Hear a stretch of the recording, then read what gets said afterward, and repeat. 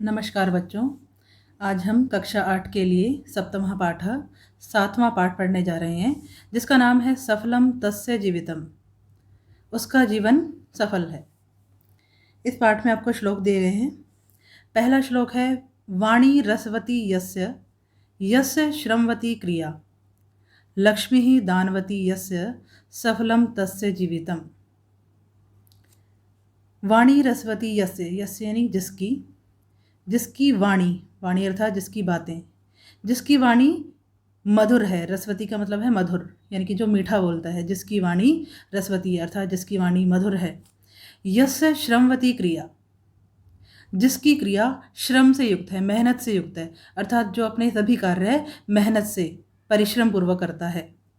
लक्ष्मी ही दानवती यस्य, जिसकी लक्ष्मी, लक्ष्मी अर्थात धन, जिसका धन दान करने के लिए है।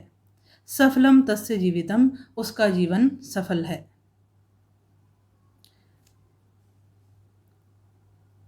फिर से सुनिए। वाणी रसवती यस्य, जिसकी वाणी मधुर है, जो सबसे अच्छी प्रकार से बात करता है। भाव है कि जो सबसे अच्छी तरह से बात करता है, प्रेम पूर्वक बात करता है, और जो अपना हर कार्य परिश्रम से लगन पूर्वक करता है। जो अपने धन को, अगर किसी को आवश्यकता हो, अपनी शक्ति के अनुसार अपने धन को दान भी कर देता है, उसी व्यक्ति का जीवन सफल है। इसके बाद दूसरा श्लोक है क्षुधा समम नास्ति शरीर पीड़नम, चिंता समम नास्ति शरीर शोषणम, विद्या समम नास्ति शरीर भूषणम, क्षमा समम नास्ति शरीर रक्षणम। क्षुधा समम नास्ति शरीर पीड़नम, क्षुधा अर्थात भूख, समम अर्थात समान, भूख के समान, शरीर पीड़नम, शरीर को कष्ट देने वाला, नास्ति और कोई नहीं है, अर्थात भूख शरीर को सबसे अधिक कष्ट देती है। चिंता समम नास्ति शरीर शोषणम, चिंता के समान, चिंता समम चिंता के समान शरीर का शोषण करने वाला और कोई नहीं है, अर्थात चिंता करने से शरीर का नाश होने लगता है। विद्या समम नास्ति शरीर भूषणम, विद्या के समान शरीर का कोई आभूषण नहीं है। आभूषण अर्थात गहना, अर्थात विद्या से ही हमारा शरीर आभूषित होता है। क्षमा समम नास्ति शरीर रक्षणम, और क्षमा के समान शरीर की रक्षा करने वाला कोई नहीं है। क्षुधा समम नास्ति शरीर पीड़नम, भूख के समान शरीर को पीड़ा देने वाला और कोई नहीं है, अर्थात भूख लगने से शरीर को सबसे ज़्यादा पीड़ा होती है। भूख हम सहन नहीं कर सकते ज़्यादा देर तक। चिंता समम नास्ति शरीर शोषणम, और अगर किसी व्यक्ति को चिंता हो जाए तो उसके शरीर का नाश निश्चित है। चिंता होने से शरीर का नाश होने लगता है। विद्या समम नास्ति शरीर भूषणम, विद्या के समान हमारे पास जो विद्या है वही हमारे शरीर का सबसे बड़ा गहना है। विद्या से ही हम आभूषित होते हैं। क्षमा समम नास्ति शरीर रक्षणम, और क्षमा के समान शरीर की रक्षा करने वाला दूसरा कुछ भी नहीं है। इसके बाद तीसरा श्लोक है पिबन्ति नद्यः स्वयमेव न अम्भ, नाम्भ मीन्स न प्लस अम्भ, अम्भ का मतलब होता है जल, पानी। स्वयं न खादन्ति फलानि वृक्षः, नादंती, नादंती बना है न प्लस अदंती से, ठीक है। न का मतलब नहीं और अदंती का मतलब खाते हैं।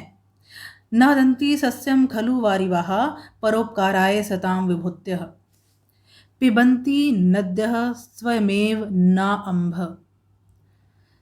नद्य मीन्स नदियाँ, पिबन्ति का मीन्स पीती हैं, स्वयमेव यानी स्वयं ही, खुद ही, न अम्भ, न का मतलब नहीं और अम्भ का मतलब जल, अर्थात नदियाँ अपने जल को स्वयं ही नहीं पीती हैं। नदी में बहुत सा पानी होता है, लेकिन नदी अपने पानी को, अम्भा मीन्स पानी, नदी अपने पानी को स्वयं नहीं पीती है। स्वयं न खादन्ति फलानि वृक्षः, जो वृक्ष होते हैं, जो पेड़ हैं, वो अपने फलों को स्वयं नहीं खाते हैं। पेड़ों पर बहुत से फल उगते हैं, लेकिन वृक्ष उस फल का स्वयं यूज नहीं करते, वो उस फल को नहीं खाते। न दंती न अदंती सस्यम खलु वारिवाः, वारिवाः मीन्स बादल, जो बादल हैं वो सस्यम यानी अनाज, बादल अनाज को नहीं खाते हैं, अर्थात जो बादल होते हैं वो वर्षा देते हैं धरती पर, और वर्षा किसके लिए होती है? अनाज के लिए। वर्षा होने से अनाज अच्छी मात्रा में पैदा होता है, लेकिन जो बादल हैं वो उस अनाज का प्रयोग स्वयं नहीं करते, वे स्वयं नहीं खाते अनाज को। परोपकाराय सताम विभुत्य, सताम यानी सज्जनों की, विभुत्य यानी कि संपत्तियाँ, संपत्तियाँ अर्थात धन दौलत, उनके पास जो कुछ भी है, संपत्तियाँ अर्थात धन दौलत विद्या, किसी उनके पास जो भी है वो उनकी संपत्ति है। तो जो सज्जन लोग हैं, जो सज्जन हैं, उनकी विभूतियाँ अर्थात उनकी संपत्तियाँ परोपकाराय, परोपकार के लिए होती हैं। जिस तरह से नदी अपने जल को स्वयं नहीं पीती है ना, और मनुष्य प्राणी और यूज करते हैं उस जल को, नदी अपने जल को स्वयं नहीं पीती। इसी तरह से जो पेड़ हैं उन पर जो फल उगते हैं वो उस फल का स्वयं प्रयोग नहीं करते, बल्कि उसे हम मनुष्य या फिर कहीं पशु पक्षी यूज करते हैं उस फल को। बादल जो जल प्रदान करते हैं उससे अनाज उत्पन्न होता है, लेकिन बादल भी उस अनाज को स्वयं नहीं खाते। इसी तरह से जो सज्जन लोग होते हैं उनके पास जो कुछ भी है, चाहे उनके पास धन दौलत है या विद्या है या शक्ति है, जो भी है उनके पास वो परोपकार के लिए ही होता है। चौथा श्लोक है, त्रिविधम नरकस्य इदं द्वारम नाशनमात्मनः कामः क्रोधः तथा लोभश्च समादेत त्रयं त्यजेत। त्रिविधम नरकस्य इदं द्वारम नाशनमात्मनः, 3 प्रकार के नरक के द्वार कहे गए हैं जिससे मनुष्य का नाश अवश्य होता है। नरक के 3 प्रकार के द्वार बताए गए हैं जिससे मनुष्य का नाश अवश्य होता है। वो है कामः क्रोधः तथा लोभः। वो है काम क्रोध तथा लोभ। काम क्रोध तथा लोभ करने से मनुष्य का नाश अवश्य होता है और उन्हें नरक का द्वार कहा गया है, अर्थात वह मनुष्य जो काम क्रोध अथवा लोभ करता है वह नरक में जाता है। तो त्रिविधम नरकस्य इदं द्वारम नाशनमात्मनः, 3 प्रकार के नरक के द्वार बताए गए हैं जिससे मनुष्य का नाश निश्चित है, अवश्य होता है।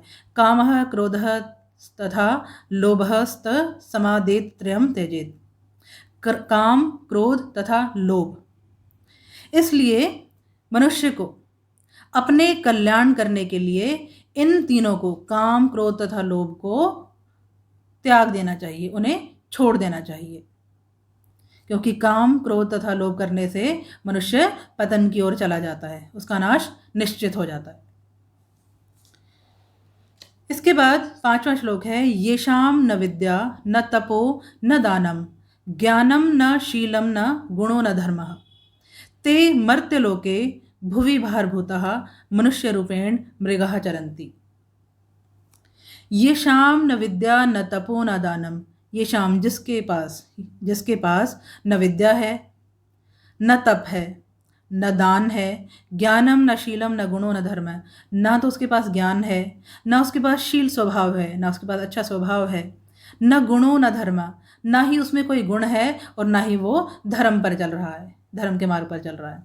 तो जिसके पास न विद्या है, न ही तप है, न ही दान है, न ज्ञान है, न शील है, न गुण है और न ही धर्म है, ते मर्त्यलोके भुवि भारभूता, वे इस मृत्युलोक में, मृत्युलोक अर्थात धरती, धरती पर हम पैदा होते हैं और पैदा होने के बाद एक निश्चित समय पर हमारी मृत्यु भी निश्चित है, तो इसलिए धरती को मृत्युलोक कहा जाता है कि इस लोक में जो पैदा होता है उसकी मृत्यु भी अवश्य होती है। तो ते मृत्युलोके भुवि भारभूता, वे मृत्युलोक में बोझ के, इस धरती पर बोझ के समान है। मनुष्य रूपेण मृगः चरन्ति, और वे मनुष्य के रूप में, जन्म तो उन्होंने मनुष्य के रूप में लिया है लेकिन वे असल में जानवर के समान चर रहे हैं। मृगः का अर्थात हिरन होता है, हिरन एक जानवर है। तो मनुष्य रूपेण मृगः चरन्ति, वे मनुष्य के रूप में जानवर के समान इस धरती पर चर रहे हैं।